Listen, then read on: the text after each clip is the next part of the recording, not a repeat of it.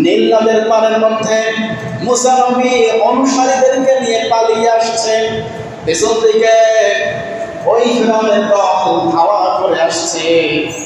এবার মুসা দেখে সামনে নীল নদ আর পিছনে মুসা দেখতে পাচ্ছে ফিরআউনের দল এগিয়ে আসছে। মুসাকেও মেরে ফেলবে, মুসার উম্মতদেরকেও মেরে ফেলবে। আল্লাহ পাক মুসা নবীকে জানিয়ে দেয়, মুসা লাঠির আঘাত করো। একটা পাথরের মধ্যে কিনারার মধ্যে লাঠির আঘাত করেছে আর নীল নদ ফাঁক হয়ে 7টা রাস্তা তৈরি হয়ে গিয়েছে। জোরে জোরে বলেন সুবহানাল্লাহ। রাসূল তার উম্মতদেরকে এবং বিশেষ করে তার নবীদেরকে রাসূল এইভাবে সাহায্য করতেন।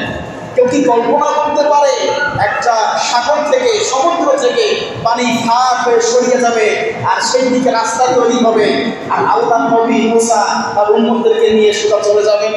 কোনো উম্মত এটা কি কল্পনা করতে পেরেছিল? পারে না। কিন্তু আল্লাহ পাক সাহায্য করেছেন মুসাকে। মুসা লাঠি দিয়ে পাথরে আঘাত করেছে আর পানি সরিয়ে গেছে। উম্মতদেরকে নিয়ে আল্লাহর নবী মুসা নিরাপদে পার হয়ে গেছে। ফিরআউন পেছন থেকে এসে মনে করে রাস্তা মনে বাবাই তৈরি করে দিছে, ও যাচ্ছে। যখন মাছ বরাবর এসেছে আল্লাহ বলে কুন ফায়াকুন, ও পানি মুসাকে অ্যাটাক করো।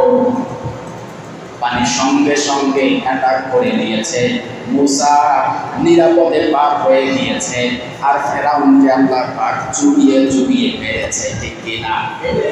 শুধু মুসা মরে নাই, ওই মুসার সঙ্গে যারা সাপোর্ট দিয়েছিল, মুসাকে যারা সাপোর্ট করেছিল, ভোট দিয়েছিল, ওদেরও একই হাল।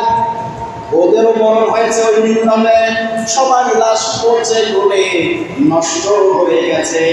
কিন্তু এখন ফিরআউন কিন্তু আছে না নাই? মিশরে যান, কায়রো শহরে যাবেন, ওইখানে ফিরআউনের দেখা পাবেন।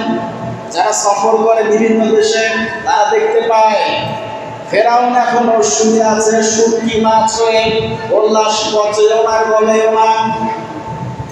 মরিস বুকারে যখন আয়াত করে পড়ে দেখে, আল্লাহ আজ আমি তোমার দেহটি রক্ষা করিব যাতে তুমি তোমার পরবর্তীদের জন্য নিদর্শন হইয়া থাকো।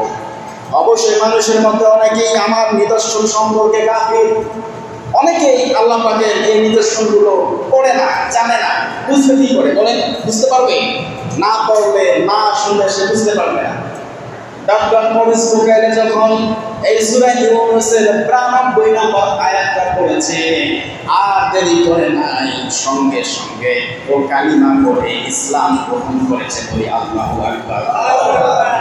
মরিস বুকারে ইসলাম গ্রহণ করলেন, এর কারণ কি? তাকে হেদায়েত দিয়েছেন একমাত্র কোরআন। কি দিয়েছেন? এই কোরআনের কথাগুলো কার? আল্লাহ পাকের কথা। এই কোরআনের বাণী হচ্ছে আল্লাহ পাকের বাণী। 6666টি আয়াত কোরআনুল কারীমে আছে। এই প্রতিটি কথাই, এই প্রতিটি কথা কার? আল্লাহর কথা।